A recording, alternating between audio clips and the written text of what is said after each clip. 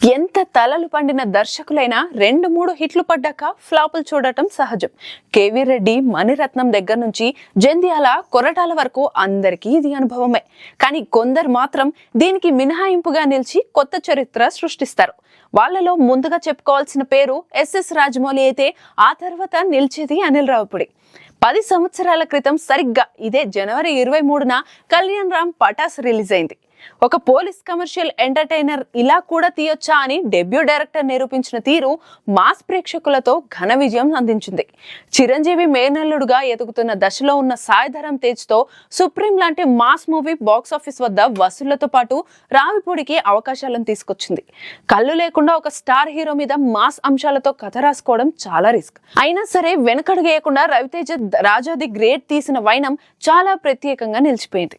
వెంకటేష్ లోని original comedy timing ని పూర్తిగా వాడుకుంటూ వరుణ్ తేజ్ ని మరో హీరోగా పెట్టి F2 కొట్టిన సక్సెస్ ఎన్నో రికార్డులు సాధించింది. ఇవన్నీ చూసి కోరి మరీ ఛాన్స్ ఇచ్చిన మహేష్ బాబుకి సరిలేరు నీకెవరితో అత్యధిక గ్రాసర్ ఇవ్వడం ఫ్యాన్స్ మర్చిపోలేరు. బాహుబలి, KGF లాంటి గ్రాండ్ ఇయర్లకు మాత్రమే సీక్వెల్స్ వర్కౌట్ అవుతున్న ట్రెండ్ లో F3తో దాన్ని తిరగరాయడం అనిల్ రావిపూడికి కెరీర్ లో మరో మలుపు. బాలకృష్ణ వయసుకు తగ్గట్టు హీరోయిజం ఎక్కడా తగ్గకుండా ఆడపిల్లల పెంపకానికి సంబంధించిన సందేశం ఇస్తూనే అందించిన భగవంత్ కేసరి మరో మైలురాయి. తిరిగి తన ఎంటర్టైన్మెంట్ జోనర్ కి తిరిగి వచ్చి రావిపూడి అందించిన లేటెస్ట్ సెన్సేషన్ సంక్రాంతికి వస్తున్నాం వారంలోపే 100 కోట్ల షేర్ వసూలు చేయడం ఇంకో హిస్టరీ. ఇలా అప్రతిహతంగా ఇన్నేసి విజయాలు సాధించడం అంటే మామూలు విషయం కాదు. ఇక చెప్పిన సినిమాలన్నింటిలోనూ వినోదం పాలు తగ్గకుండా చూసుకోవడమే అనిల్ రావిపూడి సక్సెస్ సీక్రెట్. పటాస్ లో మెయిన్ పాయింట్ చాలా సీరియస్ గా ఉంటుంది. అయితే విలన్ మీద రివెంజ్ పాయింట్ ని ఎంటర్టైనింగ్ గా చూపించడం దగ్గరే తన ప్రత్యేకత చూపించడం మొదలు పెట్టాడు.